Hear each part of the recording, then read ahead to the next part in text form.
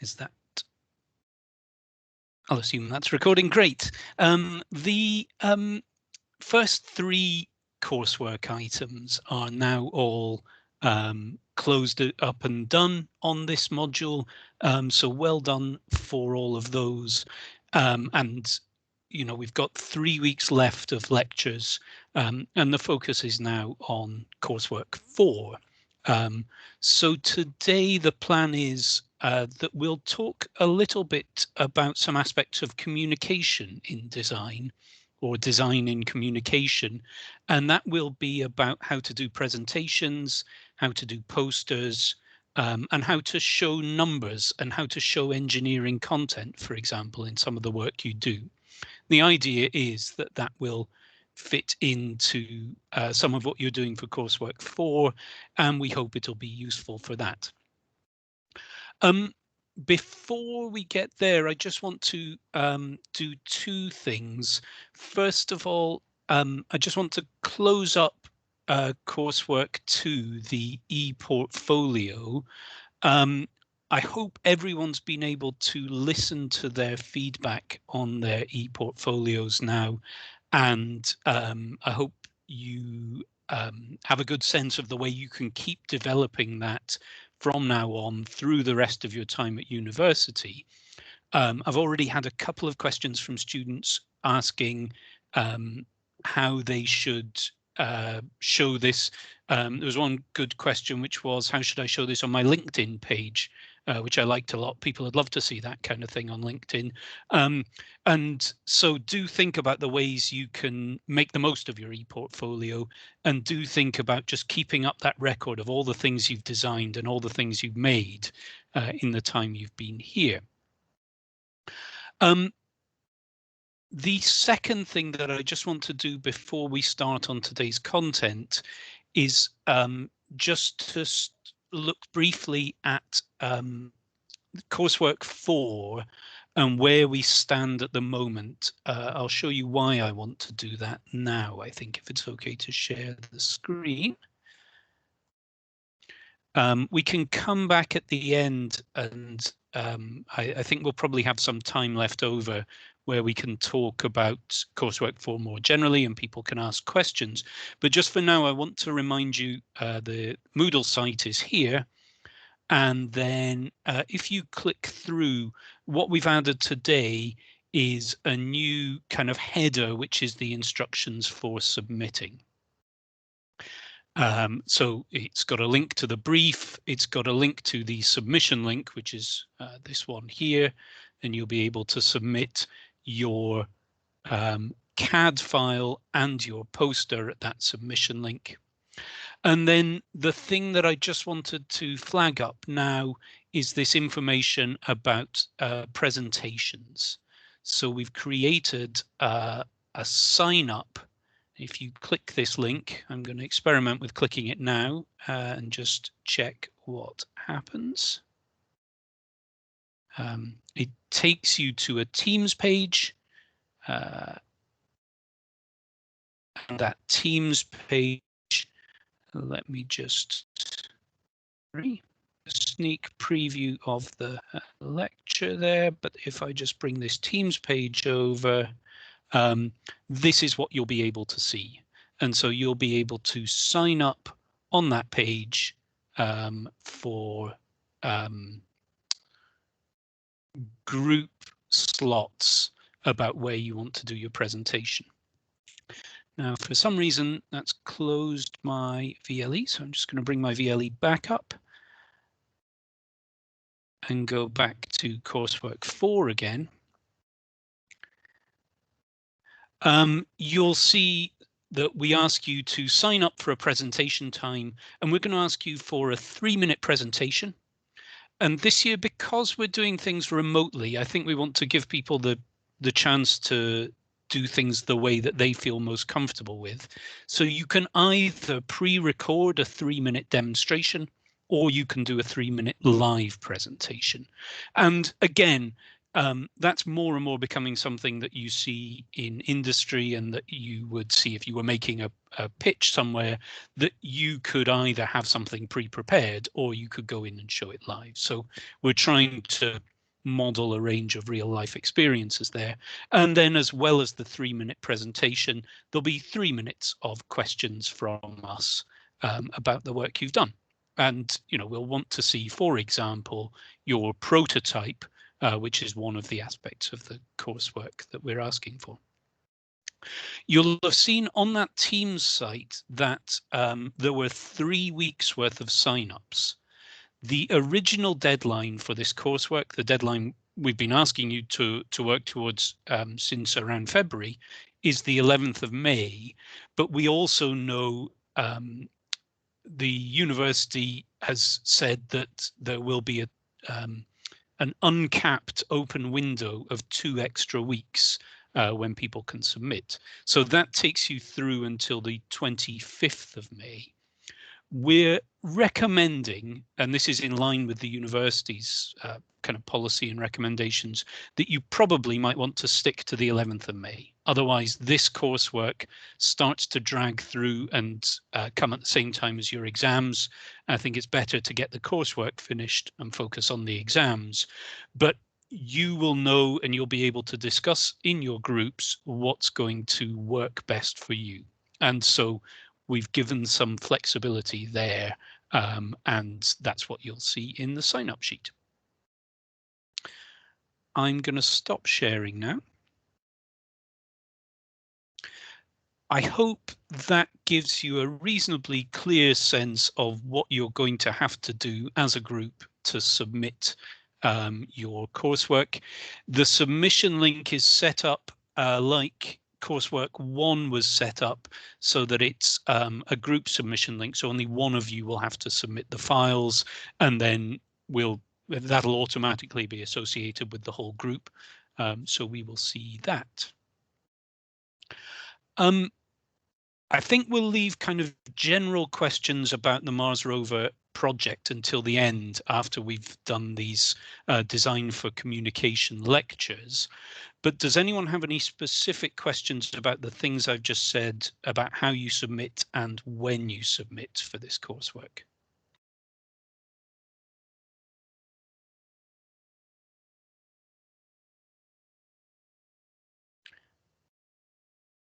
Okay, that sounds good. I'm not seeing anything in the chat or any hands up. Alessio, do you want to start with presentations, and then I'll take over later on? Does that work? Yeah, that sounds great. Fantastic. Yeah, let's do that. Okay. So, Bear with me, folks, and I'll share my screen. Sorry, Alessio, apologies to interrupt you now that we've moved on, but I just had a question that came to mind. So for the upload of the model, is it just the final assembly, or would you like also the different files of all the single parts that then come into the final assembly? I think thanks, Giovanni. I think the current setup of Fusion is that if you export an F3Z or you can export the whole model as a single file, but within that file we'll be able to see the parts which make it up. So this hasn't always been the case, but that certainly worked for the IMechE submissions that people had. And in fact, for the CAD test submissions, where based on a single, I can never remember if it's F3Z or F3D, but based on a single export, we could see the whole thing. All right, wonderful. Thank you very much. Thanks, Giovanni.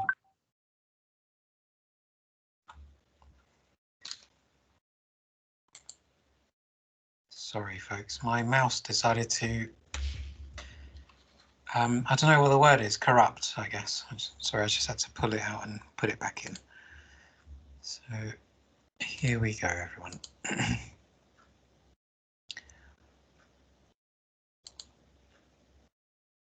Okay, is that visible, class? Is that showing up? Yes. Lovely, thank you very much. So what we'd like to do is, this is advice that Ben and I have built up over the years in terms of how you pitch your presentations. And some of this could come in useful for the slots that you sign up for this assignment. But I think also one thing to just always bear in mind, class, is next year. Next year in your final year, you will be presenting, certainly for your BEng projects. And so some of these lessons that we're talking about today, hopefully that's something that you can come back to. What we're covering today may help you in your final presentation next year, and in some of the other presentations you may need to give in other modules. So it's advice, I think, that's beyond engineering design, but obviously will help you within engineering design. So in the next few slides, what I'm going to be talking to you about is really presentations in a nutshell. So by the end of this slide deck, I'm hoping that you'll be able to, I guess, give thought to planning a presentation and why that's really important.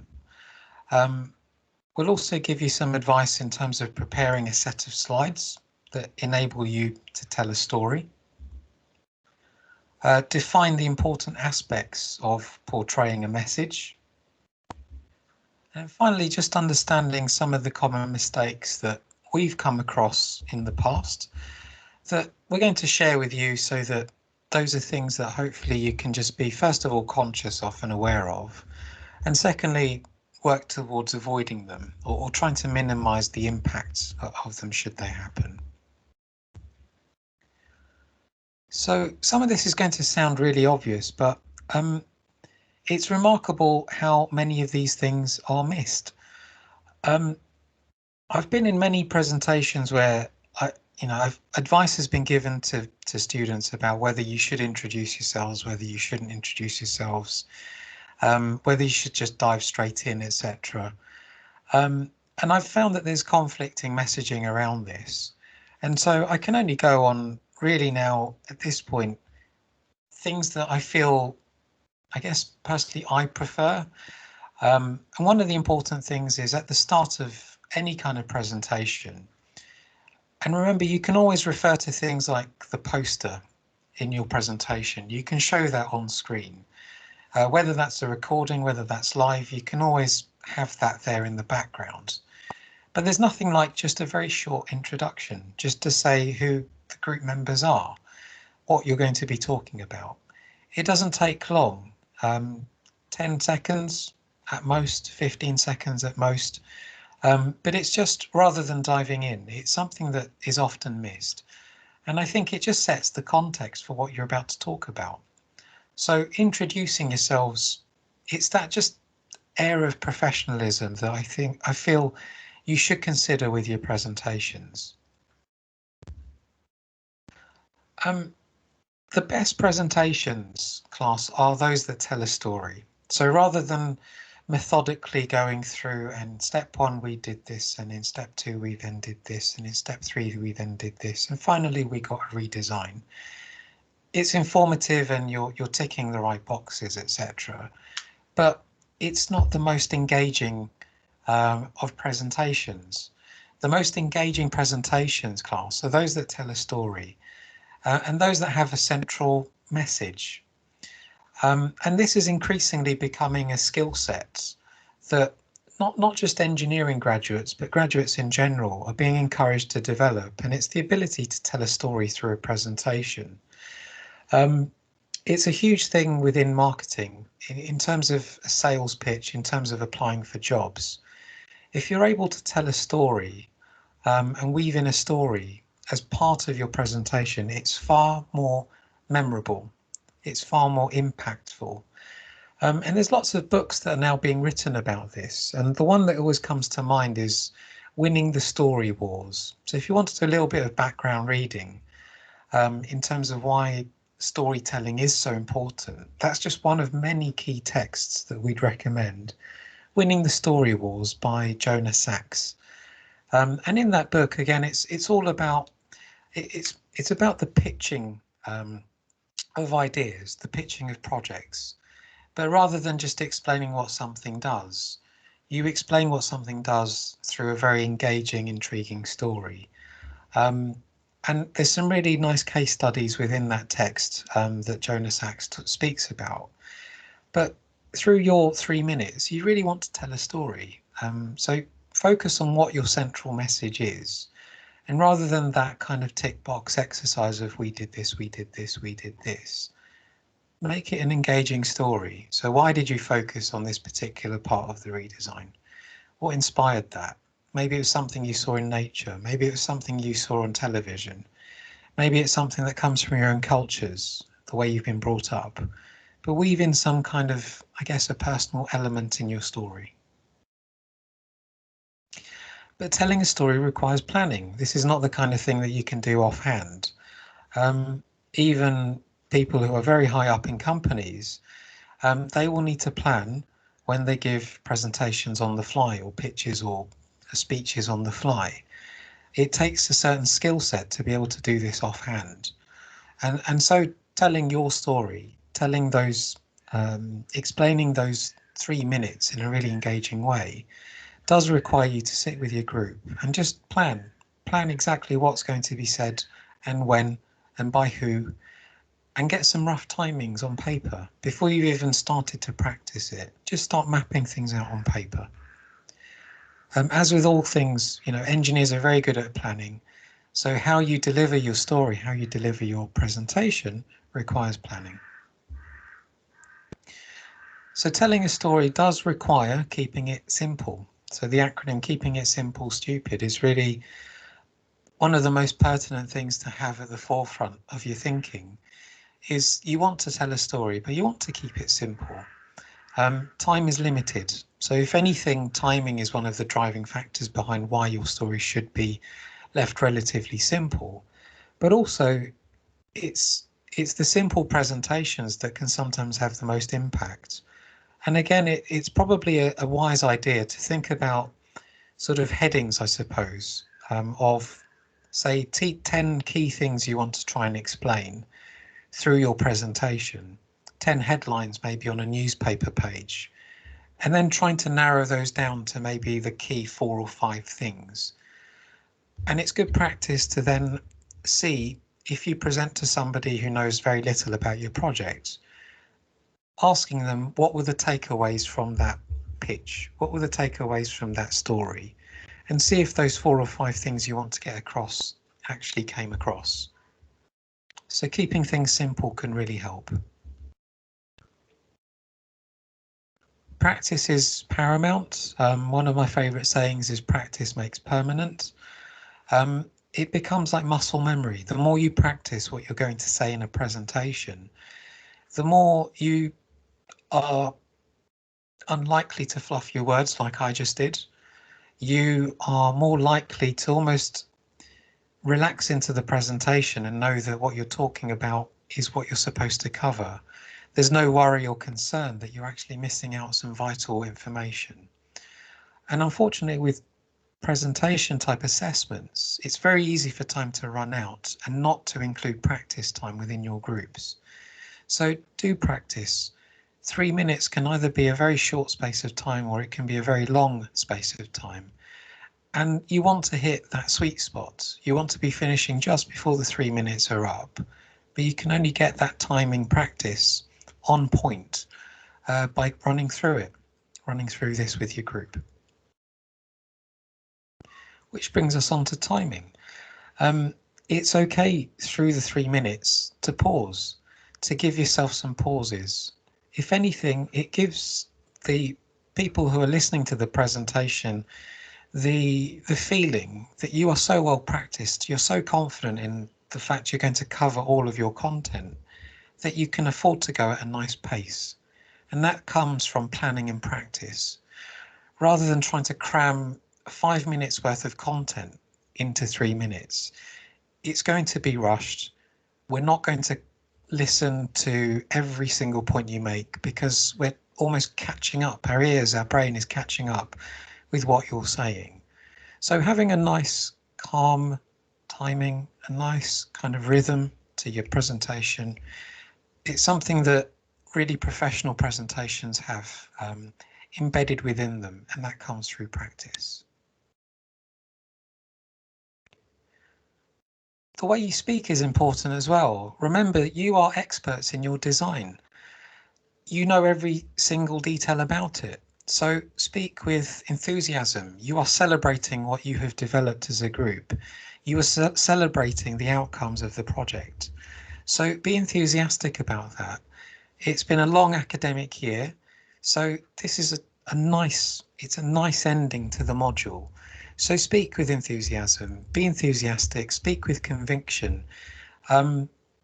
You've, I'm sure, been on the receiving end of presentations that are delivered in monotone voice, that are either spoken too fast, sometimes spoken too slow.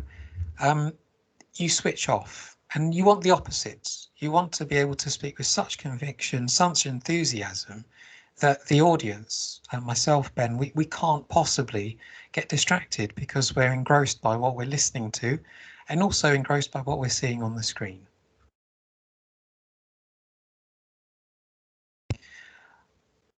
This is important as well, sort of body language and positioning, and this is in general because you are delivering this potentially online or through a recording. We won't necessarily be seeing things like your hands or your feet, but some of the things to take away from this presentation in future is when we're nervous, we tend to do things like fidgets. We tend to kind of step from one side to the other, from one foot to the other. Our eyes sometimes dart from one side of the room or the screen to the other. You want to kind of be calm. 3 minutes isn't a long amount, a very lengthy amount of time. Be conscious of things like hand movements. Be conscious of things like your feet. Be conscious of tapping your keyboard. If you are delivering this on campus, just be conscious that those things can be distracting. So what you really want to do is just held up high, speaking with conviction, with enthusiasm, and having eye contact with the audience. So shifting your eyes from one person you're speaking to the other, to perhaps something that you're showing on the desk, maybe your prototype, maybe your poster, which is on screen, but just that calmness is really important, and not fidgeting. The quality of your poster, or possibly the slides that you show on screen, is important as well. Now it can be distracting if lots of things are going on in your poster. You want to focus the reader's attention. And so you can do that in a variety of ways.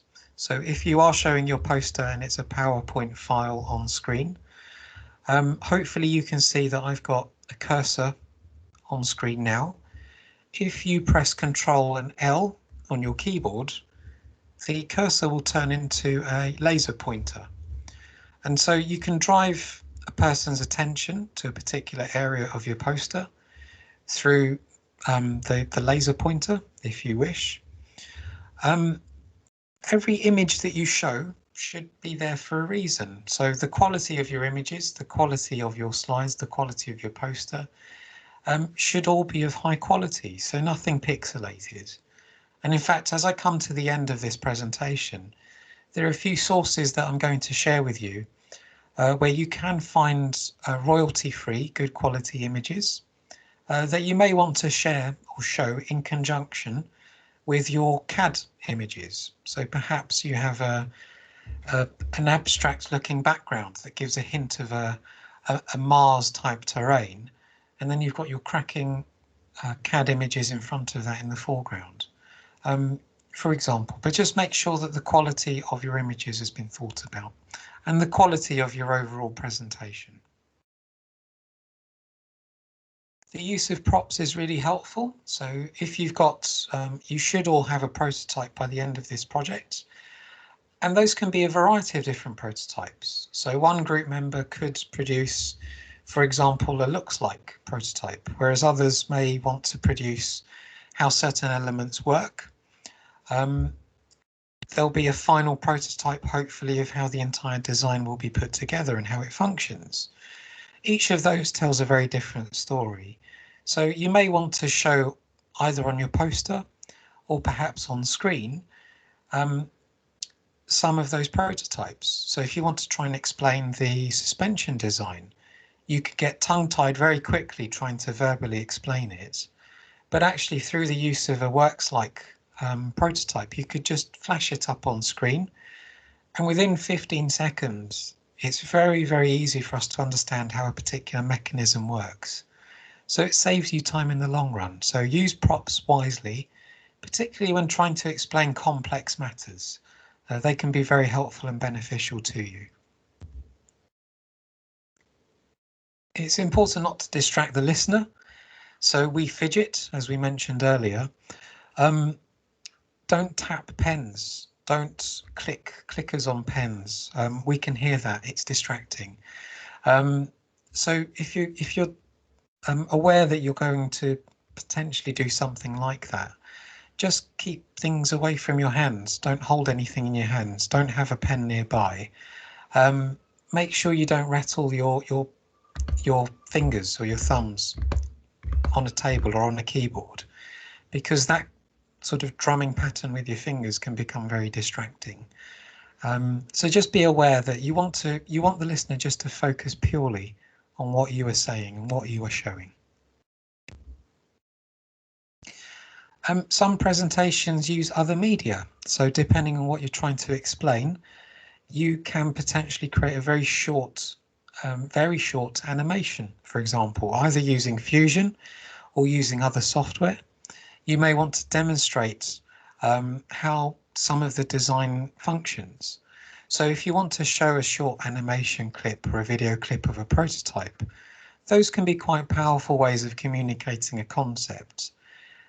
With that, I suppose a word of warning is if you are transitioning from, say, a PowerPoint poster or from yourselves on screen to something that's like a video or an animation, practice, because that transition can either be very clumsy and can waste you some time, or it can be very smooth.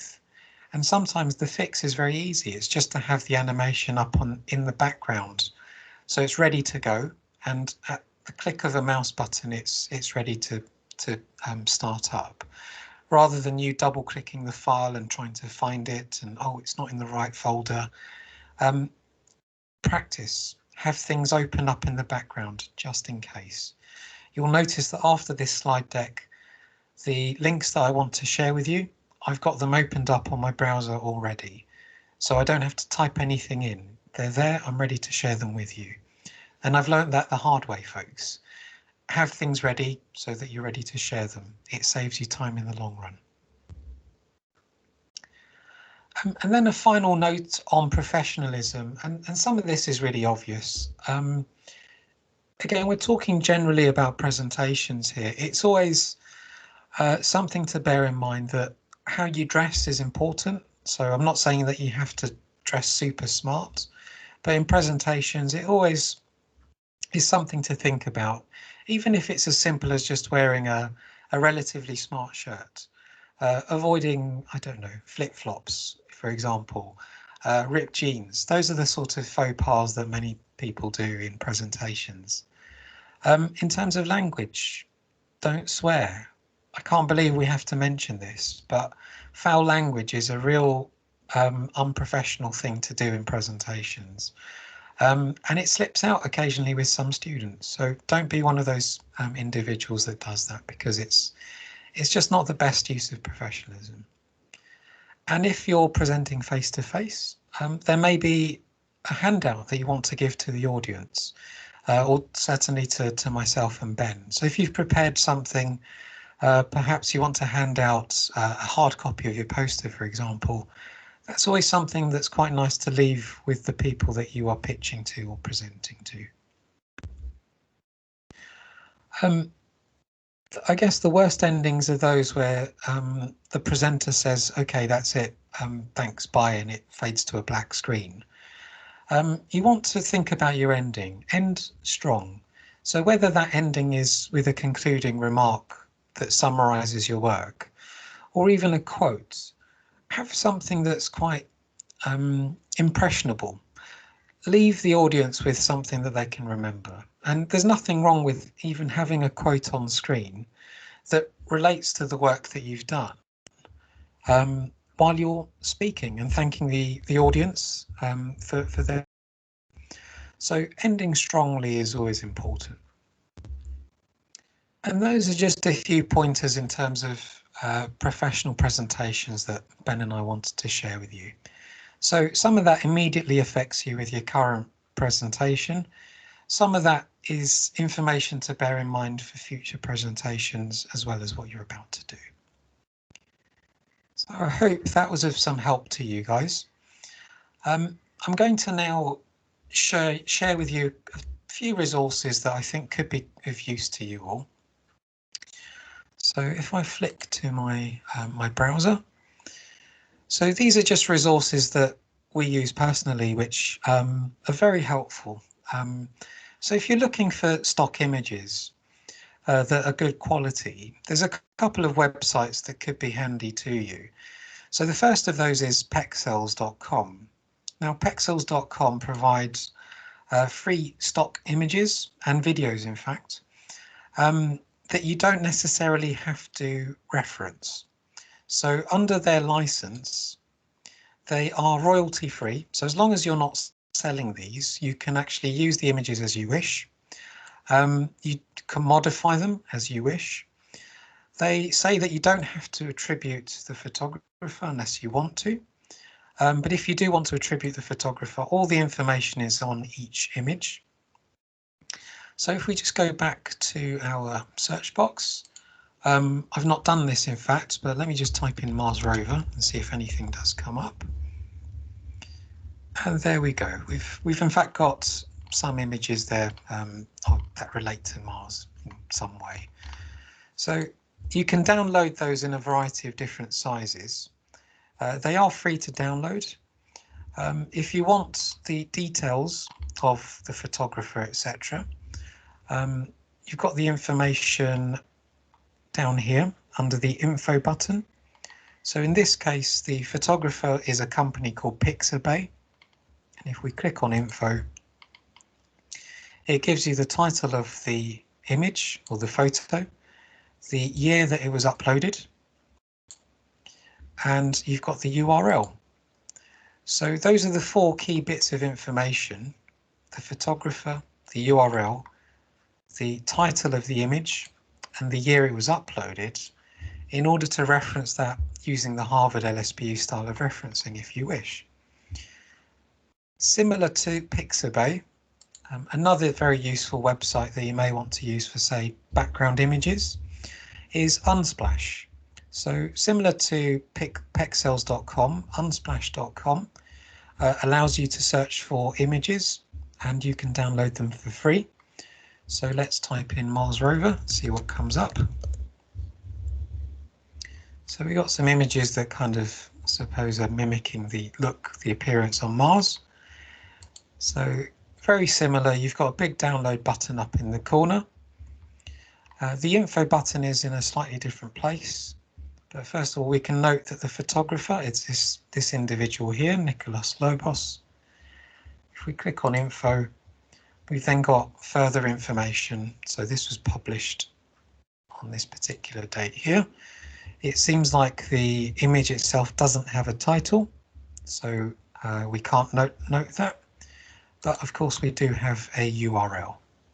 I think Mars actually might be the title of the photo. So there we go. So we've got unsplash.com, we've got pexels.com. So those might be worth bookmarking as they could be quite helpful.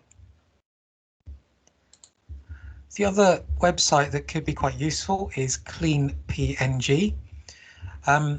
The nice thing about CleanPNG is that the images that you can download are transparent. So if you've got an image that's got some color to it, sometimes if you find an image that you want to put on top of that, you end up with a kind of white or a black kind of box around the image, and it can look slightly untidy. So the nice thing about PNG files is that you can download them with a transparent background. So Clean PNG is quite a useful website for providing images that have got transparency in their background. So let's see if there's anything related to Mars. See what comes up. Snickers, it's quite funny. So we've got Jupiter, it looks like. We've got some planets. So again, if we click on one of those images and we want to use that in our poster, we can download that for free. So there's a free download there. So Clean PNG could be quite useful. And finally, dryicons.com is also a great website. So instead of bullet points, for example, on your poster designs, you could try and design icons yourself. And there are some icons available in PowerPoint that are very useful. But Dry Icons is a really useful website that provides a variety of different style of icon. So instead of a bullet point, it's just that little graphic design touch that you might want to consider adding. So at the start of each bullet point, you might have a very small icon, for example, just to make the slide or just to make the poster stand out a bit. And I suppose what I'm trying to explain is something that was included on one of our early slides in the presentation given earlier. So here, for example, I could have used bullet points very easily. I decided not to, and in the end, instead, just added some icons to each of those bullet points. They're little finishing touches, folks, but they're quite nice finishing touches to include on your poster designs. So Dry Icons has got a variety of different icon styles, from these kind of sketchy looking ones, which are quite nice, through to other ones which have got kind of a certain styling that's consistent with them all. In this case, this kind of light blue, lunar blue background and circular background. But there's different styles to cater for all types of tastes. So, and you can search as well in their search menu as well. So just a few resources that could be quite useful to you that we thought would be helpful to share. So I hope that's of help to you guys. I'll check if there's any questions asked by anybody. Does anybody have any questions actually while we're here? Yes, I have a question. Yes, please. So about the Mars rover project. So do we have to have a presentation? You will be presenting, Manjor, so how you do that is up to you. At the very least, you'll have a poster, so you could just use the poster. Groups last year did produce a presentation via PowerPoint, so we've left this purposely very open-ended. If you feel that you can kind of talk through your poster, that may be good enough, or you may want to produce a PowerPoint just to help you. The PowerPoint itself, if I just go back to what I presented just now, it could even just be as simple as just a variety of images and a title.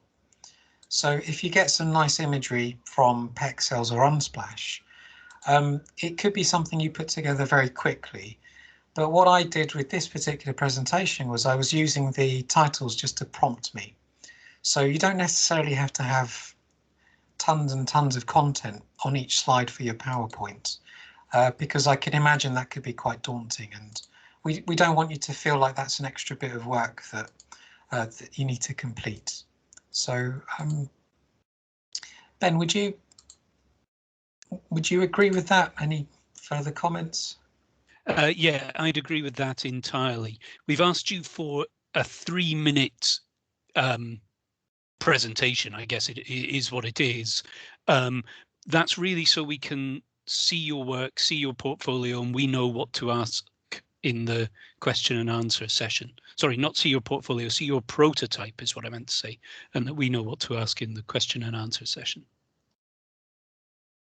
In the poster, if we use like external images from the web, how do we reference in the poster? It's like in a corner or something.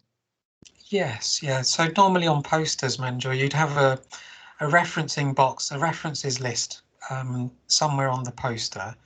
So if you do wish to reference the images, have a small area of the poster where you've got references for the images.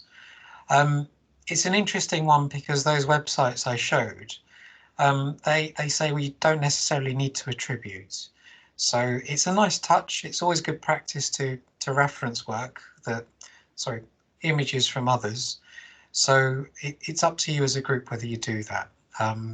But normally on professional posters or research posters, there's an area on the poster that is the equivalent of your references page in a report. So a small block somewhere. And is there anything specific that we have to add to our presentation? Anything that's explaining your redesign, really. It's very open-ended. I would say get together in your groups and just think about maybe the 10 to 12 key design features you've thought about. Try and narrow those down so that you get all of that information across in your 3 minutes. So you'll find that those unique features, you might be able to combine a few of them. So rather than going through every single detail of the suspension, maybe you can combine a couple of those big headlines into maybe one point. Our suspension system is based on a leaf spring, for example. And then you can show either on the prototype or through an image how that works. So really focus on the unique design features of your proposed solution. Okay, thank you. Yeah. Oh, I had a question. I was Yes. late, so I know we have time slots, but what day was the actual presentation, or is there different days after the submission date that do we submit? Because I'm not sure if we're submitting in front of the class or we're just submitting to you guys. I mean, I'm sorry, presenting. That's what I meant. Yeah, and maybe I'll jump in to answer that. You're just presenting to us. So the time slots are on the 11th, which is week 13, or perhaps it's week 12 in this semester because we started at a different time. But the last week of teaching is the 11th of May. And so there are time slots in that week. And then in the 2 weeks after that, so there'll be the 18th and the 25th. But in those 2 weeks, you may have exams as well. So, you know, there's something to be said for just getting this done and out of the way before your exams start. And so we're recommending the 11th, but because of this university allowance that's been made to all students this year, that you can have an extra 2-week grace period on your coursework, we've also got slots on the 18th and the 25th. And yeah, your presentation will just be to us. So in that class on the 11th, it won't be a normal class for more teaching. It'll just be coming in for your specific presentation, I think. Okay, cool. And I think because I know Alessia was speaking about dress code when you're presenting. So when our group presents, where it's open camera, you guys are looking at us, we're guys looking at you, type of situation. Yeah, I think that is best. You know, I think it's always easier to make a connection when you're trying to explain something to somebody if you can see them and they can see you. I don't want to absolutely compel any student to turn their camera on. I know some people have reasons why that's not going to work for them, but I think you will find it easier if you've got your cameras on. Okay, cool. Thank you. And again, we do have that option that you can pre-prepare a 3-minute presentation. And if you're not so comfortable having your camera on live, that might be another way around that. So there's some flexibility there.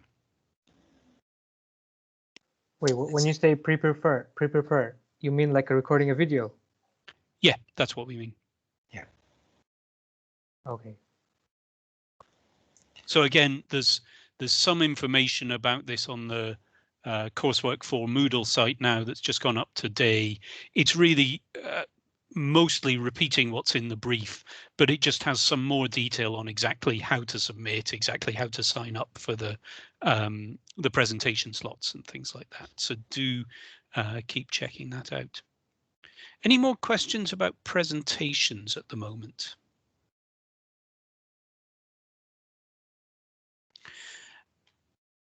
I just want to move them for a second to thinking about the posters as well, if that's okay.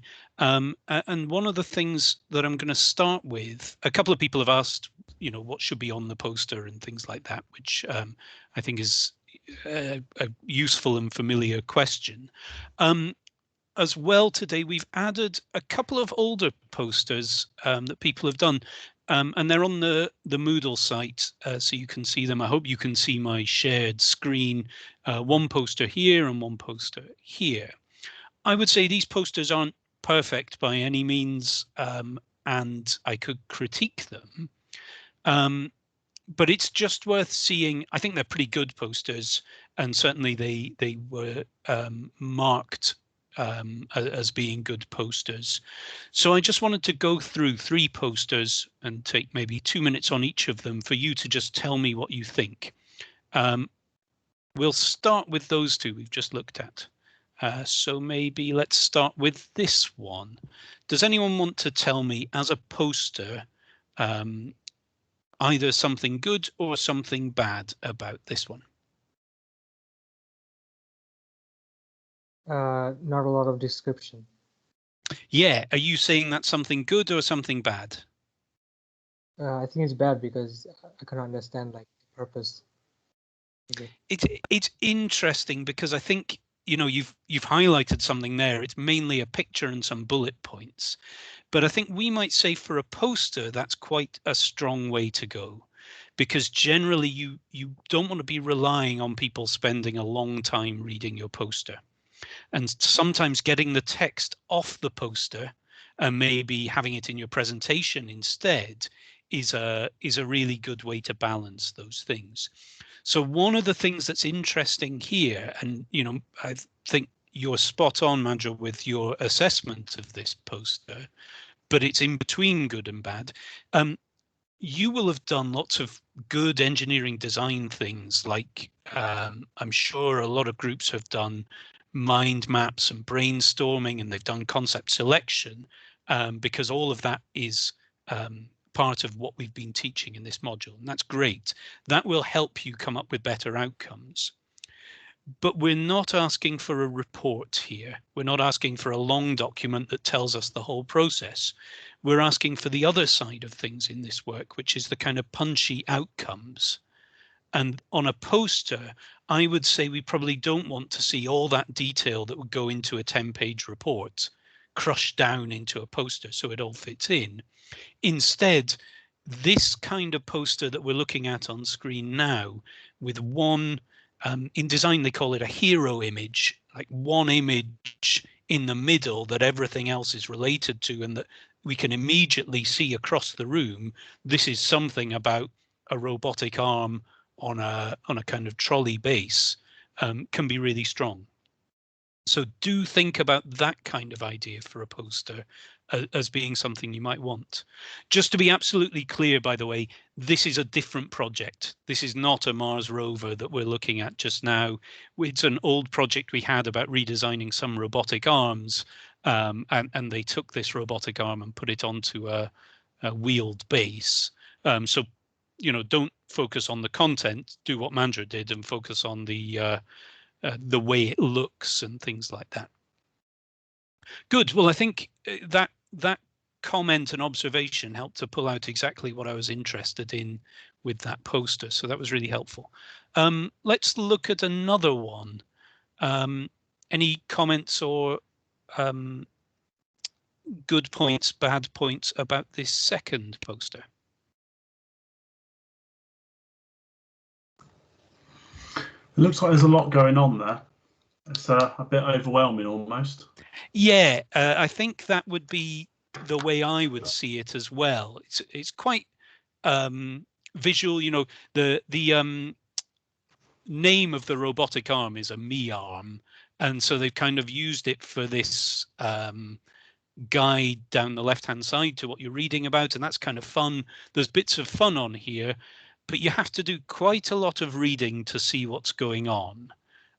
You know, I can see, okay, we've got the arm and there's some detailed views of it, and they made a prototype and they've done some FEA, but what are we learning from any of that?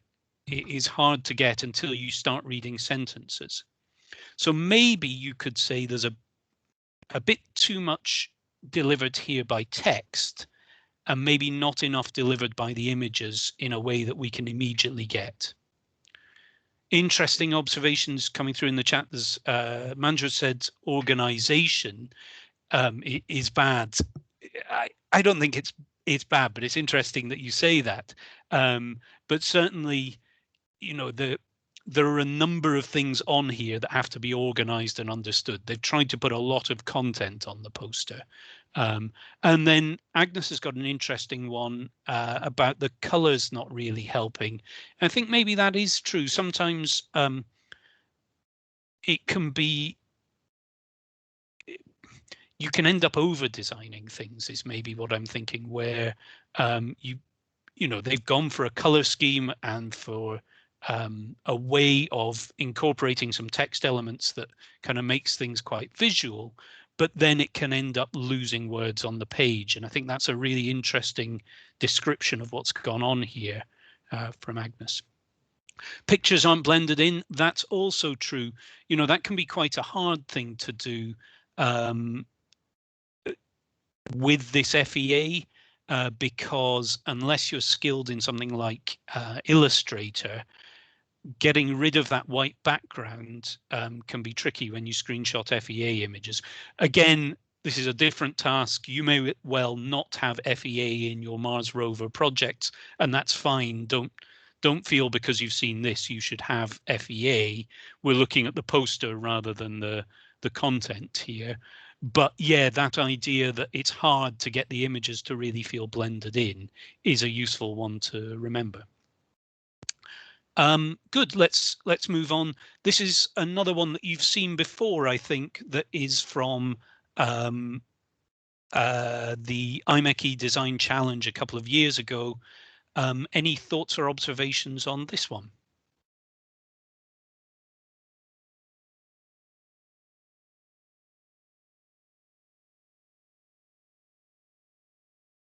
Nice pictures. Yeah. A good render goes a long way, doesn't it? You know, again, we're talking about that hero image right in the middle. You can see the thing that they made. This is CAD, but it's just rendered pretty smartly. So it's almost photorealistic. Until you look carefully, you wouldn't be totally sure whether it's CAD or a photo. And I think that comes across really strongly. It's kind of in between the two we've just looked at as well, where these boxes are kind of like bullet points, but then the bullet points just give a little punch of information with each of them. And the one thing that I think is noteworthy here, there's some real engineering content in here. We've got things like the number of farads in the capacitors and the expected drive force that the wheels are going to put out and things like that. So that's quite interesting. You look at first and you think, oh, it's a very visual poster, nice pictures, exactly what you said, Manjo. And then you look twice and you start to pull out some real content from it. So I think this is quite a nice poster in that way. I think it can be really good. Same thing Alessio's just said about a presentation, but bring in a personal touch, have some information about who's in the team or something like that.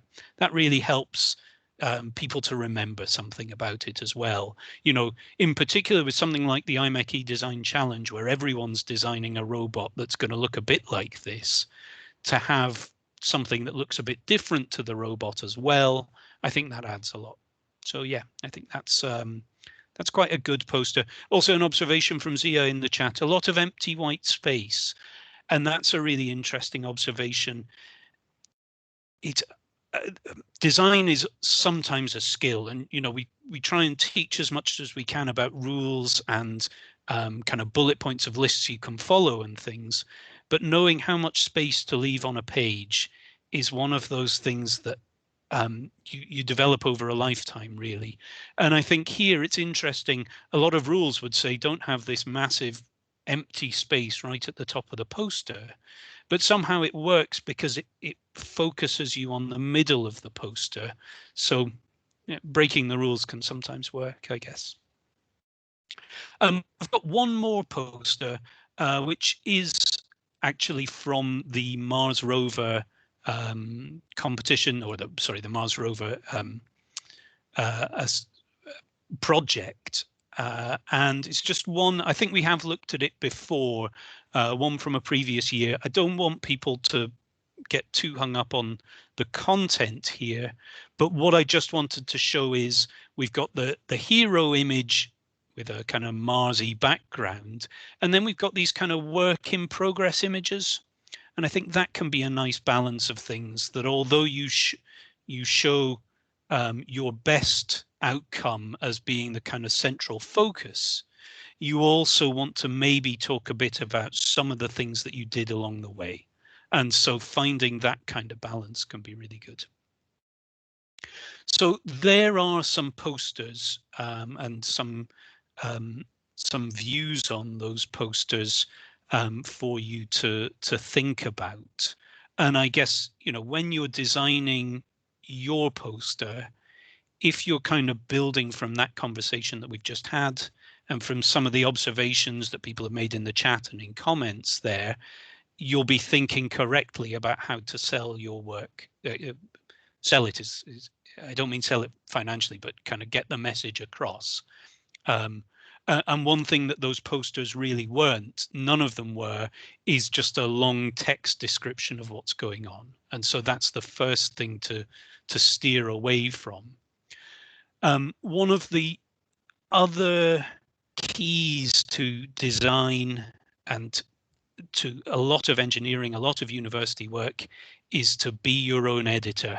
And sometimes there will be things that you're proud of, things you've done that were good work, that you just can't fit into the final thing that you submit.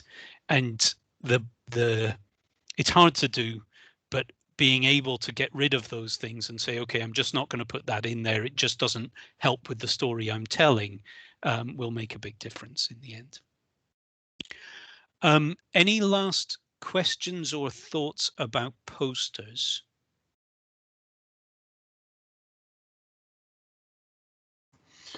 So a question I've got, the poster we've designed has just been hand drawn, and we think we're quite happy with the design, but we're not quite sure how to take it from a hand drawn image to something that looks pretty good, like you've just shown us. So it's obviously digital images and stuff.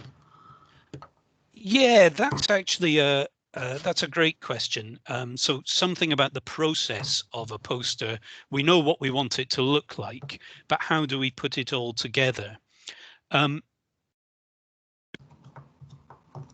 I think there are different possibilities here. We haven't taught anything about Illustrator and Photoshop and things like that, so I don't want people to feel they have to use that software. Any professional designer would hate me for saying this, but if it was me, I would use PowerPoint, because it's very easy to line images up on PowerPoint and line text up on PowerPoint, and then use that to lay out the elements of your poster. So if I just share my screen again, on this poster here, for example, which we all said we kind of liked, you can see there are a lot of images that have just been placed into the space and then moved around to fit. So this is an IMAC-E image, this is an LSBU image. This is just text on a colored background. Again, nice and easy to do in PowerPoint. This is a render, nice and easy to drop into the image. And again, you can do a table in PowerPoint. So all of this you could put together using rectangular boxes and image files in PowerPoint, and that's probably where I would recommend you start from. One thing that I'm about to say when we start talking about presenting numbers, which is the kind of second half of this lecture, is don't rely on the defaults. Try changing some things from the kind of standard settings, and I'll kind of say that about Excel later, but it's also true in PowerPoint. You know, pick a typeface. So I don't know what this font is, but it's not Calibri or the other standard typeface that PowerPoint will give you as your kind of first option. And I think it looks quite nice. So even doing things like that, the best thing to do is to try a few, see which one you like, maybe even show it to somebody else once you've picked a couple of possibilities, say which one of these do you prefer, and then develop things that way. So going back and iterating is going to be part of the process. Does that help? Does that answer some of your question, Liam, or was it a slightly different question that I've taken wrongly? No, it does help. I'll just have to play about with a few different bits of software, I think, and see how I get on. Yeah, I mean, again, maybe as a starting point, I know you've developed a plan for your poster, which is great. But for your group or for any other group, as a starting point, think about that idea of the hero image, the really nice CAD render that you want to have somewhere in the middle that kind of draws the eye in, and then start putting other information around that. And then think about some of the things that Alessio's shown about where to get other images and other background materials from, for example, and then think about putting in some of the key text, and then go back and improve that and cycle round about 10 times doing your own editing. And I think you'll have something really strong. Very cool, thank you. A question from Cephas in the chat, any allowance to include an appendix? So this is an interesting one. Thanks, Cephas. You wouldn't want with a poster to call it an appendix. You would want to have the poster kind of sit on its own, but there's certainly an opportunity to say we've produced a one-page technical document as well that isn't the poster, but it's got all the details that we want to add to the poster. So, you know, the poster is something that's on the wall and should catch someone's eye as they walk past. But then once you've caught their eye, you might want to say, here's the background information. Here's all the other work we've done that might help you understand. And, you know, when Alessio was talking earlier, he talked about having a handout in a presentation and how that can be a really nice thing to do. Obviously on Teams, it's a bit different because you can't literally give us a piece of paper and say, here's all the other information, but you can do something like that. You can give us a document in the chat window on Teams, for example, and say, there's lots of supporting information available here. So not an appendix as such, I think, because that makes you think of a kind of written report like we had in coursework 1, and we want this to be a more visual set of outputs, but something a bit like an appendix can work well. It's a good point and good question. Okay, let's move on, and we'll talk about presenting numerical content, and then we can come back around and think about everything at once at the end of the lecture. So I will put this on, and I will share my screen.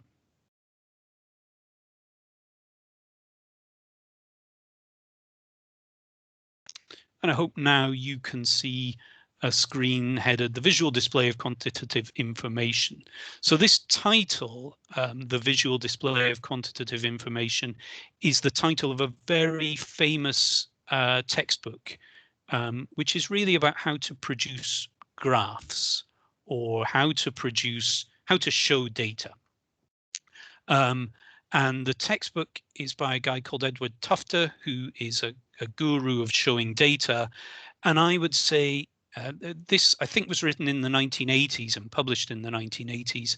And then in the last 20 years or so, there's been this explosion of data visualization. And, you know, you could go on and get a career as a data visualizer For example, a lot of top news sites, the BBC will have people whose entire job is to find ways to show numbers in interesting ways. And once you start looking for these things, you see them everywhere. So I kind of want to bring some of that across. You know, Alessio and I keep our eye out for examples of nice data visualization that we find interesting, and then also just some ideas about when you're producing graphs or showing numbers, how you can really make that tell its story. So it goes right back to the same thing that Alessio was talking about with a presentation, all about telling a story and getting a message across in a way that makes people interested. So this first image here, this is a story from the 19th century.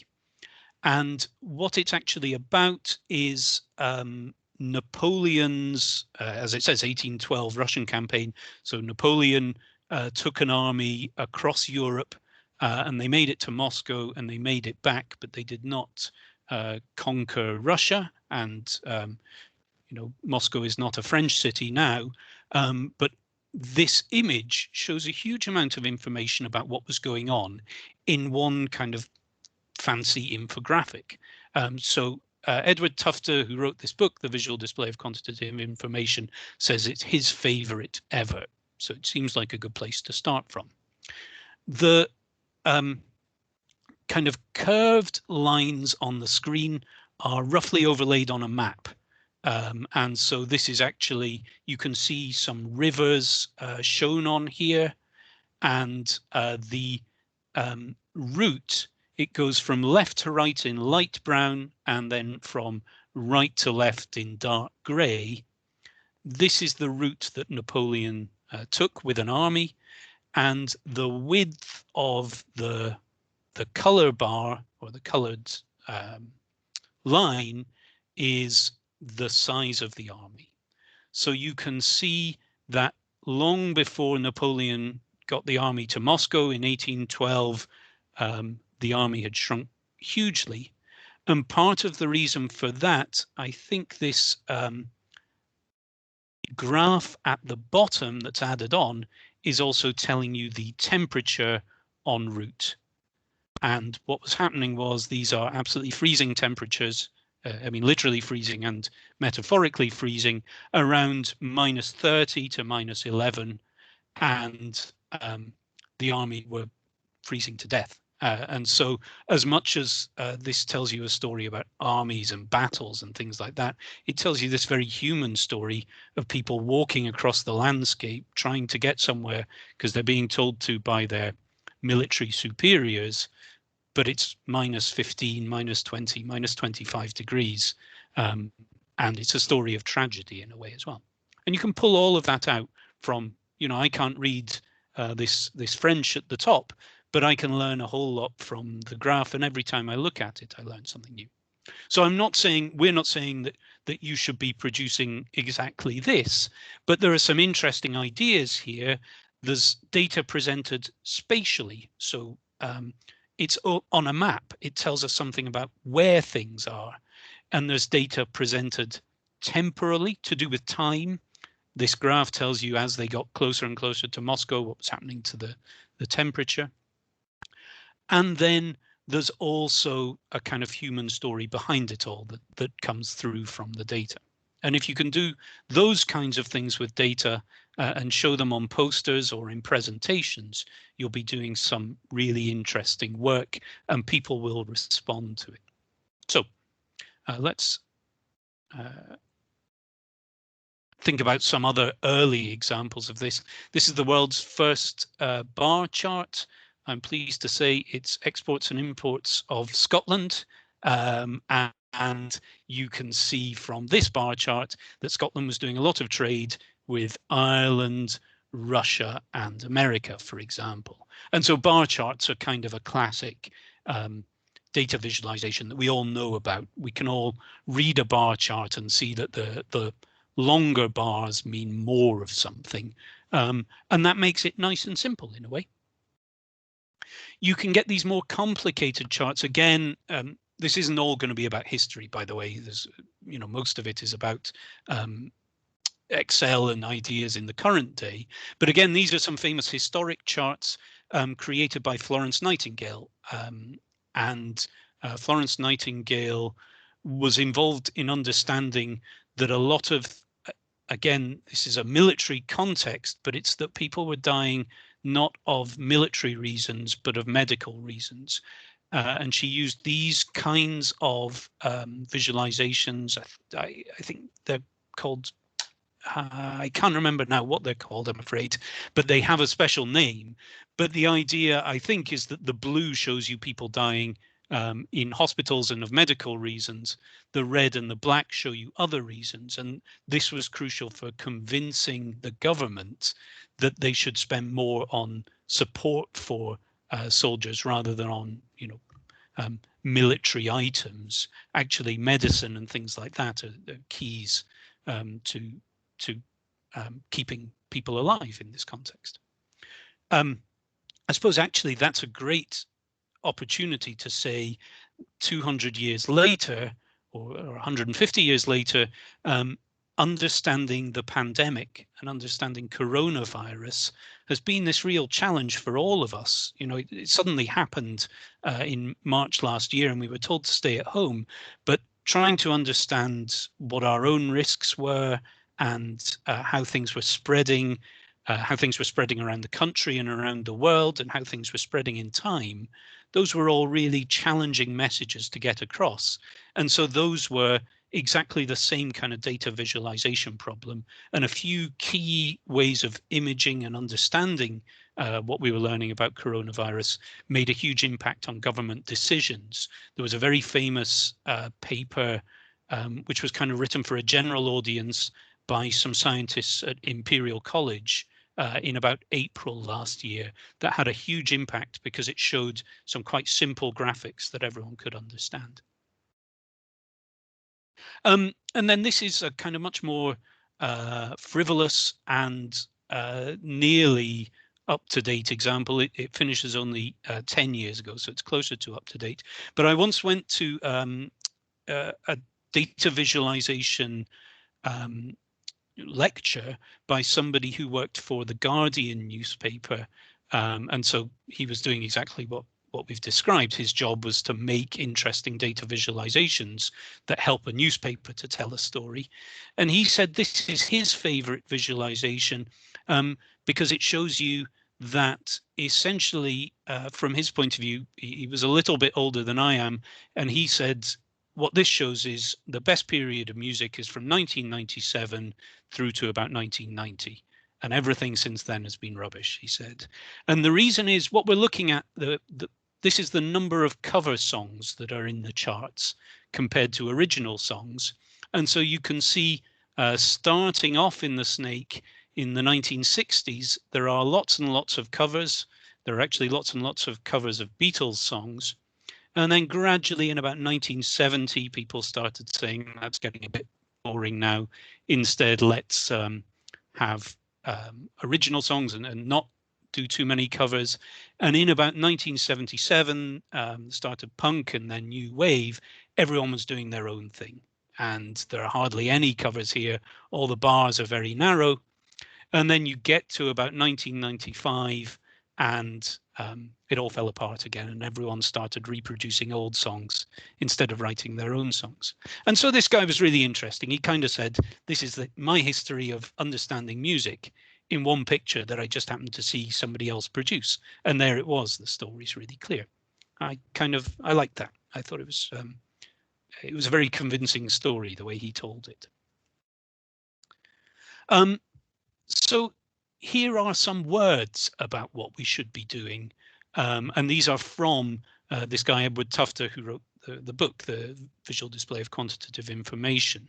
I don't want to read out everything on the slide. I'm aware that that's a bad way of presenting, but I do want to just say this is the key. Show the data.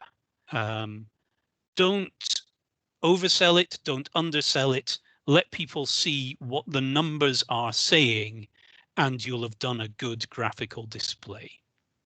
And you can you know, all these slides are on Moodle. You can go and read them and check out the details of what Edward Tufte is saying, and you can check out his book from the library as well. But that's the real key. Show the data. So let's do a worked example, which is to say, okay, we've got some records of temperature in degrees Celsius on a number of days. And I'm very specifically talking here about Microsoft Excel because it's often the easiest way to produce a graph. I know that you all also have done, I guess you will have done MATLAB and C++, I think. You'll have different ways of producing graphs depending on the computing courses you've done, but Excel is always a good default and a good way of sharing data. So you get this data and you say to Excel, okay, draw me a graph. And if you just accept the very first graph that Excel produces, you highlight this whole range here and then you say, okay, produce a standard graph. It will produce this, which is meaningless. You know, so this is the very first, don't just accept the defaults message. The default graphs in Excel will not help you at all. You can choose things like a line chart. This might be better, it might be worse. It's very unclear what this blue line is doing, for example. It's kind of hard to see what we could learn from this line chart. So we're going to have to do some work to actually get the data to tell its own story here. You can do even worse. You know, don't choose pie charts unless you really want to. They are usually unhelpful, and some of these other default options in Excel are really quite hard to understand. But then this was my attempt to take that data and put it together into a single figure that would actually help us to see something. So just some of the things that are going to be important, and some of these are slight cliches, and some of them I think are less well observed. Put on a title, label the axes and explain what's going on. Give the image some associated text maybe that helps to tell the story. So here's a summary. It's 4 days of slightly warm weather, 4 days of hot weather, 4 days of colder weather. Okay, I can start to see that in the data. Even things like I've chosen some specific data markers here that just I think are quite easy to see where they lie on the graph. If we just go back to the bar chart, it's slightly harder maybe to see because a bar chart is covers the whole range from 0 up to 18. It can be a bit confusing in this context, whereas it's pretty clear this point, the very first point shown here, is telling us about a number that's somewhere around 18, 19 degrees. So all of these things factor into the way you want to show data, and a lot of it is about trying to look at your own data and your own graphs with new eyes and say, is that the story I want to tell? So, you know, this is a slide that you can come and look at anytime you're putting data on the page and just try and think, have I done these things? Title, legend, axes, labels, these are kind of standard things we know about. Are we using the right scale? That's an interesting question sometimes. You know, here I've gone from 0 to 30 on the y-axis, and that's partly because that's a fairly standard temperature scale. 0 is a really cold day in the UK and 30 is a really hot day in the UK. And most days fall somewhere in between those two temperatures. So think about those kinds of things. Are we showing the data within the right range? And are we using that range to give people the right idea? If something's up at the top of this graph, it's a hot day. And if something's down at the bottom of this graph, it's a cold day. This came up earlier in looking at some of the posters. It's a comment from Zia earlier, but it applies just as much to graphs and data visualization, how much blank space, how much white space do you want on the page?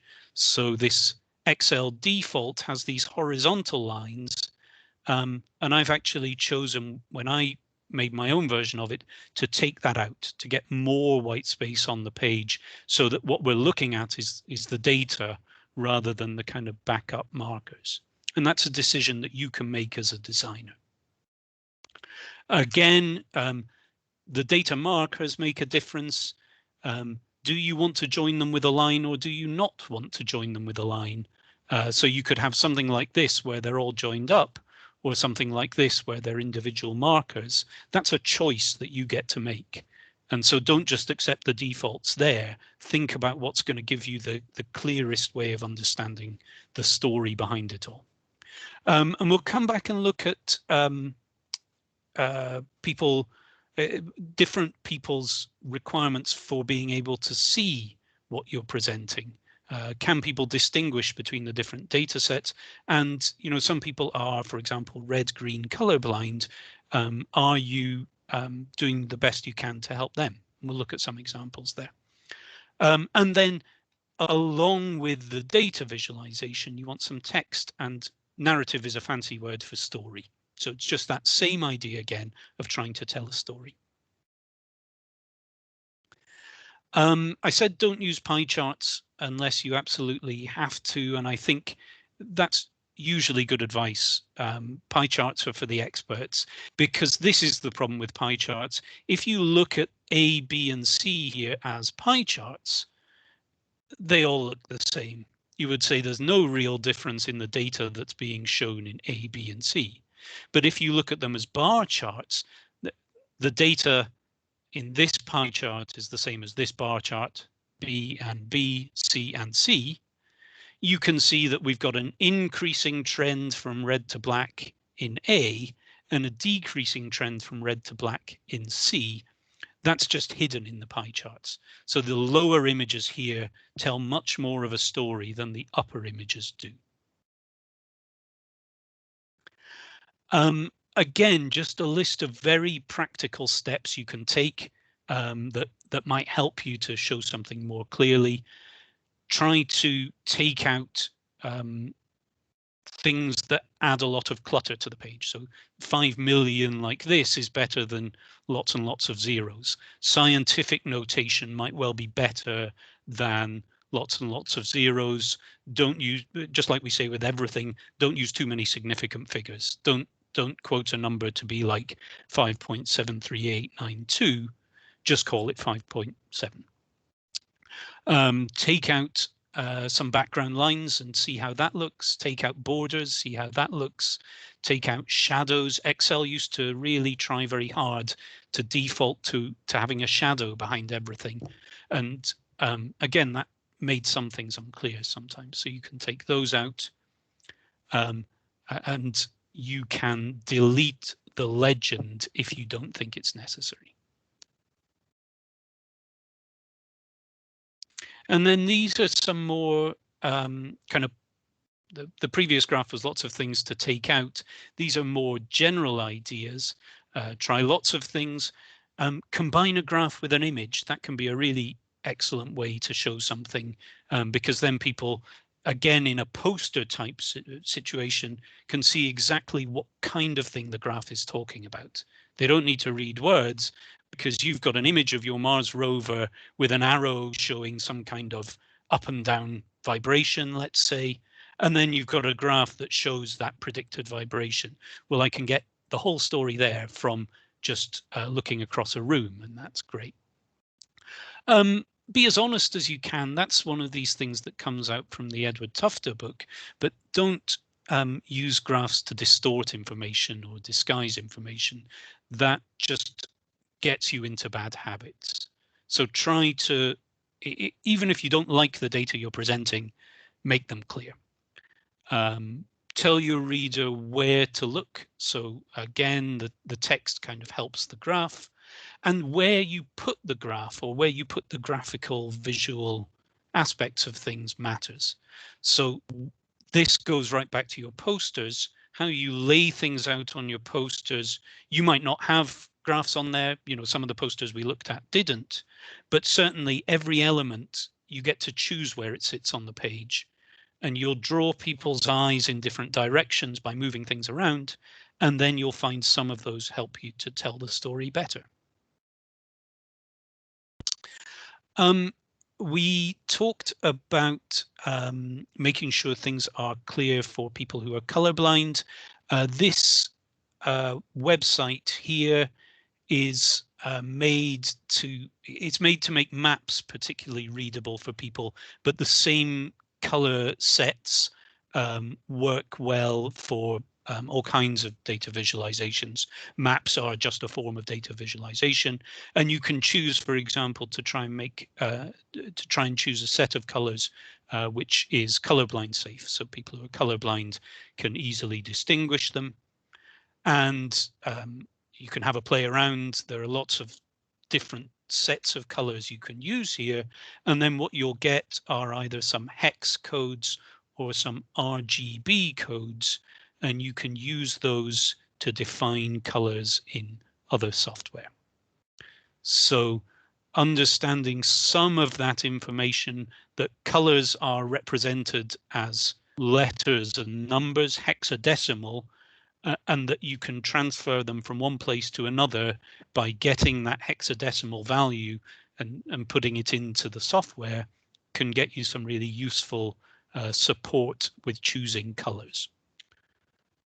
And we'll put that link up on Moodle. That's most of the content now, but I just I guess this is a few examples of some other interesting ways to show data. One thing that I do think is interesting, engineered items tend to be made up of different components, and finding ways to show those different components and their interaction is a data visualization. So exploded views in Fusion are a form of data visualization, and that's actually what we've got here. These are cocktails shown as their component parts, and so you can look on this chart and find all of the different things that go into these cocktails. You could do something similar with exploded views in Fusion, and we've seen some nice examples of that in previous years. So that's data broken up into its parts. This is data shown through time. I don't love this visualization in some ways. It's a bit psychedelic, and it takes a bit of time to work out what's going on. But if you just notice that we're running from midnight to midnight, and then you start to read some of these things that we're looking at, they're all problems. So like damaged trees, dirty conditions, lost property. And they're things that were reported to the police in New York over the course of a day. And then you start to see some interesting things popping out of the data. And that's the best bit of data visualization, when suddenly something you hadn't expected becomes clear. So for example, at night, which is kind of the very right-hand side of the image and the very left-hand side of the image, all the complaints are noise. Nobody's complaining about graffiti at night or damaged trees, but they're all being kept awake by something, and that's what they're complaining about. So you start to pull out new ideas from different data visualizations. Does anyone want to tell me something? This is every day of the year, which birth dates are most common, and essentially the lighter the color is less common and the darker the color is more common. So it's telling you when babies are more likely to be born. Anyone want to pick out anything that they see from this, either in the chat or turn your mic on?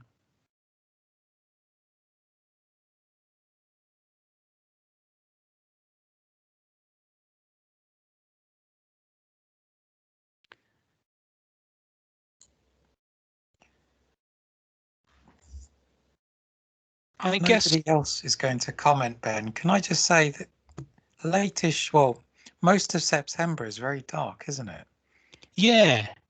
And in fact, there's this kind of July, August, September. I think, yeah, it's interesting. More babies are born in the summer somehow than at other times. And then again, you start to pick out these odd little patches. Once you look at the big picture, you start looking in at the detail. Again, that's a great thing in data visualization if you can have different scales that people can see things at. So you've got this broad idea that more babies are born in the summer, which I didn't know, but you know, maybe that makes sense, I guess. Then one of the things that I remember now is there's this gap on July the 4th, and that kind of tells me that this might be an American set of data, because July the 4th is a big holiday in America, so it's like not that many babies born on Christmas Day. And I look at December the 25th and it's a very light color, so that kind of matches up. And then I don't know why you would have lots of babies being born on Valentine's Day, February the 14th, but that's kind of an interesting one. And then there's this interesting thing, 28th, 29th, 30th of December, lots of babies being born.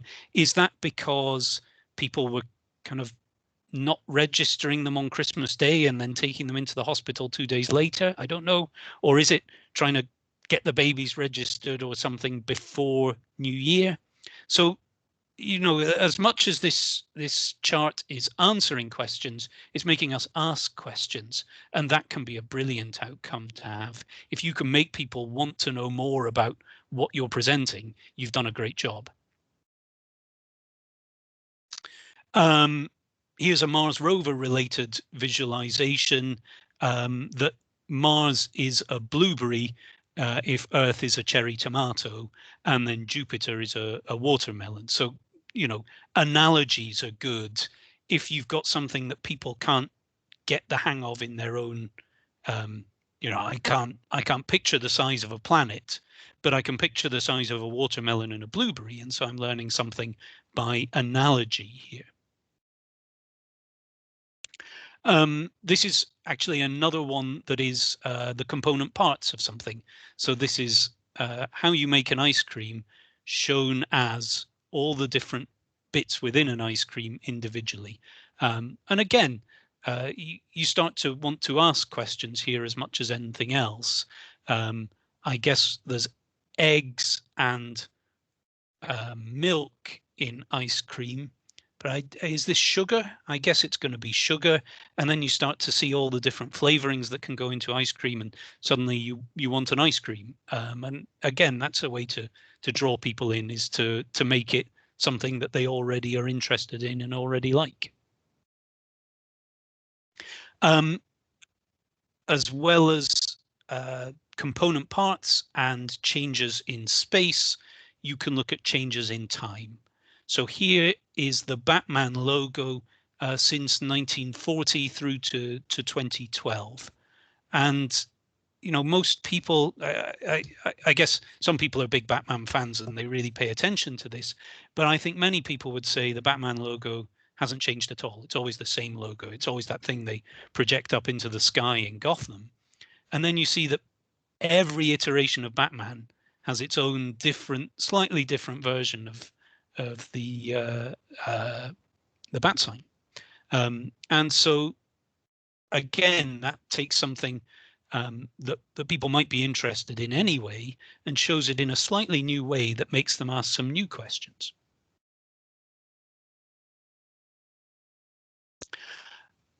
Sometimes I guess data visualizations can do all kinds of things, but sometimes they can really tell you a very powerful story. This is a map. Does anyone know what this is a map of?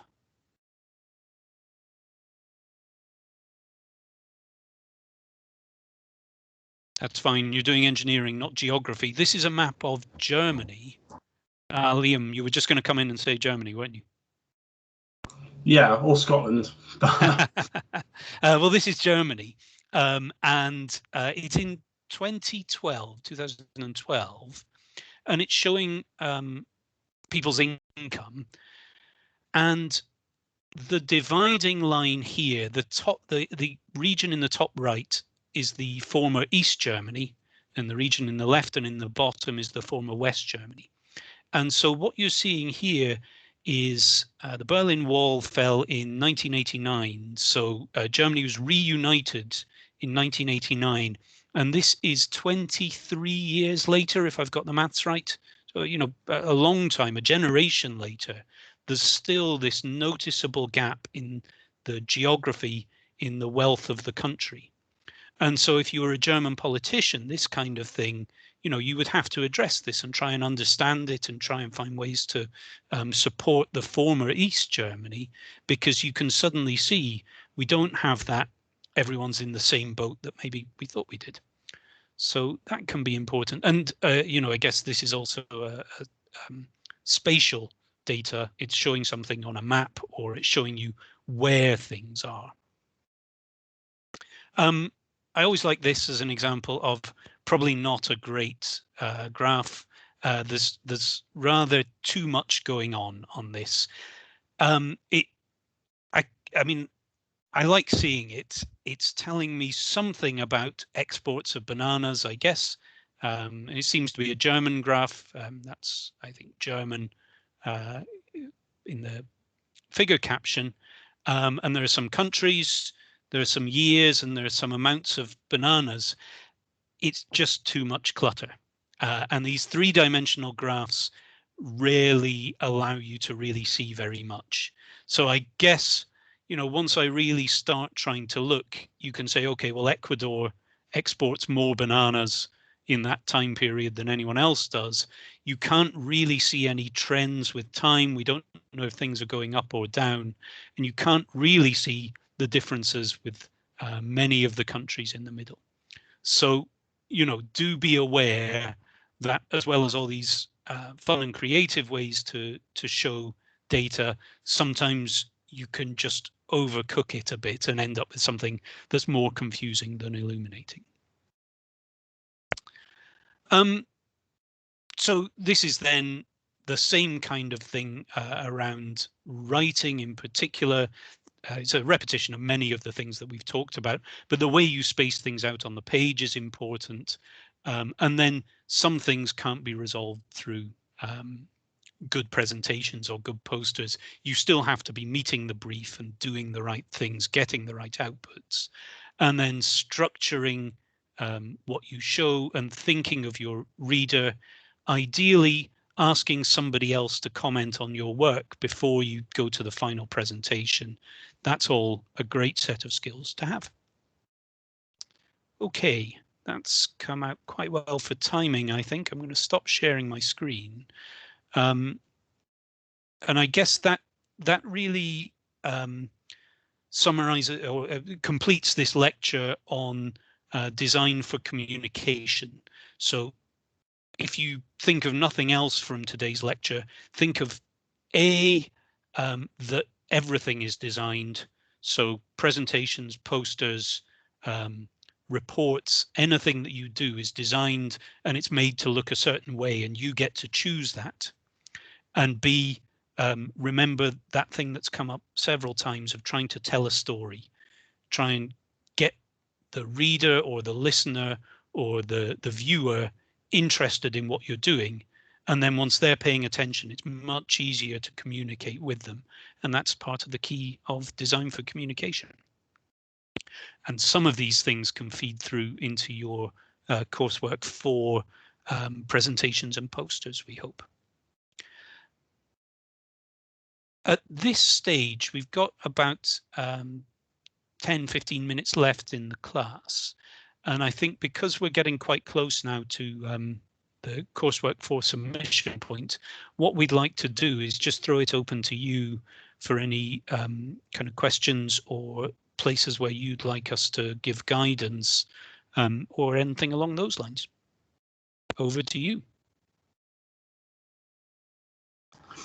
So I've got a question about coming into university to build this thing. Oh, yeah. I'm sure you've probably covered this a number of times in the past, so sorry if I've forgotten. So will we be able to come into the workshop, I suppose? I've not been on campus, so I don't know what you've got, but... Yeah, so I think I can help with some of this.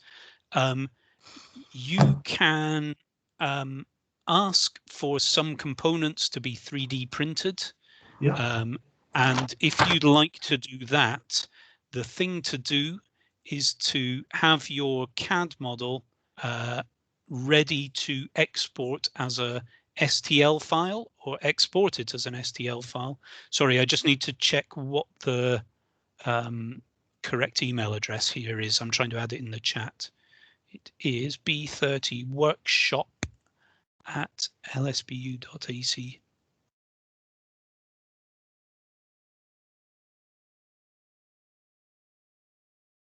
I'm just typing in the chat and then I'll speak out loud.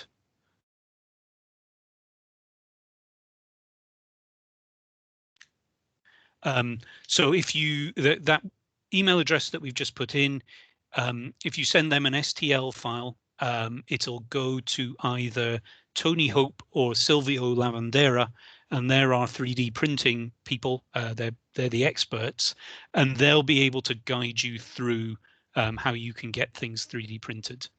I've said small files. You know, I guess you don't want to be 3D printing something that's the size of, well, I'm trying to think of a good example for volume. Anything smaller than a fist is probably okay, and anything bigger, 3D printing is just an inefficient way of doing it. As well as 3D printing, you can also ask them to laser cut materials, and if they say you have to provide the materials, then let me or Alessio know, and we can try and find a way to support you with that. So laser cutting and 3D printing are possible. The workshops are open for booking, so you can book a slot to come in and use space in the workshops, but you will need your workshop badge. And Liam, I have a feeling if you're second year direct entry, you might not have your workshop badges yet because of the pandemic and that kind of thing. So that slightly frustratingly, and I'm sorry, that side of making you won't be able to do. I think it's now too late to run a workshop induction before this deadline.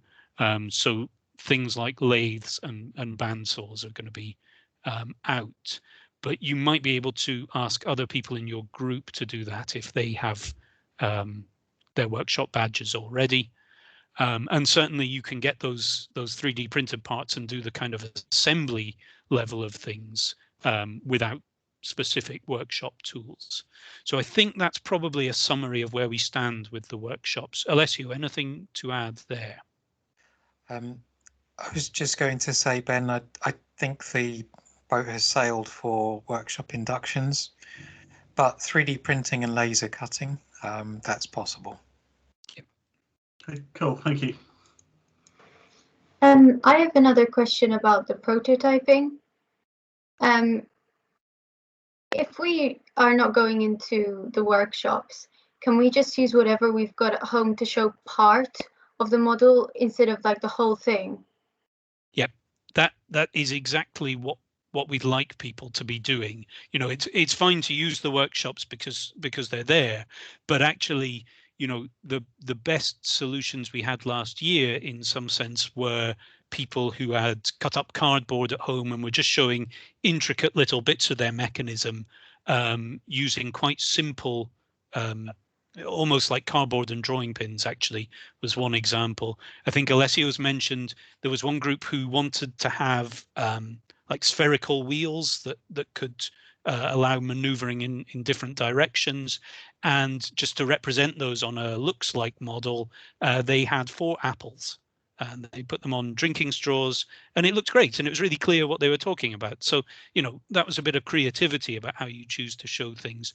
But yeah, anything you can do with paper, card, and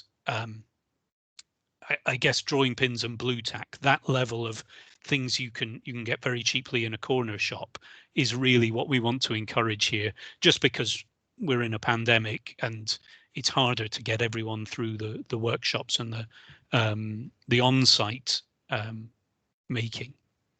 And I guess I'll shut up in a second, but I guess one thing that's quite key to understand there is this is what great designers do.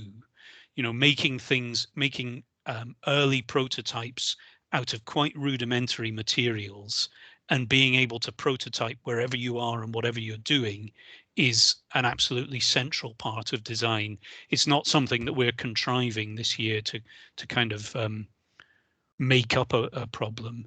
You will see if you look at the people who have made historic things that we all know about, you will almost certainly see a cardboard box model of it somewhere along the way that helped them to lay out the space and the way things would fit together and the way that different things might move, for example. So if we just take pictures of the model, it doesn't have to physically work. That's right. You know, with the phone having to be, you know, dragged along or whatever, that might not be possible in our like small prototype design. Yeah, that's right. I mean, I think you could show us how your prototype is feeding into your design process, and that's maybe really the key thing, that the prototype has to be telling us something we didn't know. And I think you can do that kind of prototyping anywhere, but I agree with what you're saying, that it might not be the complete works-like model that you want to prototype. It might just be a demonstration feature of it or some part of it. And again, I mean, Alessio mentioned this earlier, and I know we talked about it in the lecture about the workshops before Easter, but just remembering that distinction, that you can have a works-like model that shows you how something functions and a looks-like model that shows you how something looks. And often you want both or some combination of the two. That's a really useful thing to have in mind, I think. Does that help, Emily? Thanks, sir.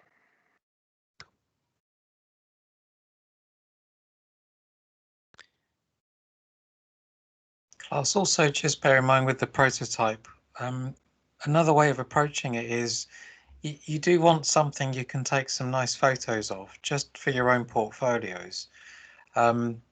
It's always something that does impress employers because it gives another facet of how you approach problem solving. So use the opportunity just to produce something that looks really good as well for your own portfolios. It's a great opportunity. You could create a nice portfolio piece. It doesn't have to be the complete prototype itself necessarily. So amongst your group, you know, you can have a mix of these works-like prototypes, looks-like prototypes. It combines into a nice family of cracking images, and it just tells a nice story in a potential interview in the future. So use it as an opportunity to just be a bit hands-on, a bit practical, with materials you can find lying around, or with a combination of materials you can find nearby or in a pound store or a corner shop, and also maybe get a few bits 3D printed if you wish, or laser cut. It's sort of in your own hands as to how far you go with this, but you want something that's impressive that you can show off. Just following up on that, I think only one person in the ePortfolios showed an example of the vehicle prototypes. We in about week 10 and 11 in semester 1, we had some on-campus sessions before the new lockdown started, and people made some vehicle prototypes, and we had some races there, and it was quite good fun. Only one person actually put a photo of that prototype into their ePortfolio, and it was great. It just showed a different angle on things. You know, it was no longer just looking at lots of CAD work, which can be very impressive, but it showed a whole new set of skills and abilities. So, you know, I really think Alessio and I are quite clear on this. That kind of prototyping and making physical models is integral to design, and it'll really help your portfolios and your projects and your design skills. Yeah, and great question from Juliet in the chat. Can we include more than one prototype?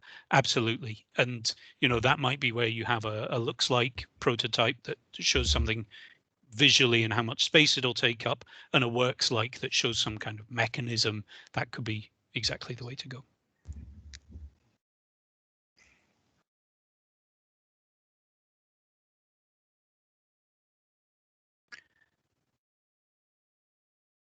Okay, that seems to be, I think most people are well, not asking questions, at least. I don't know if that means you're happy about your Mars rovers and coursework, but I think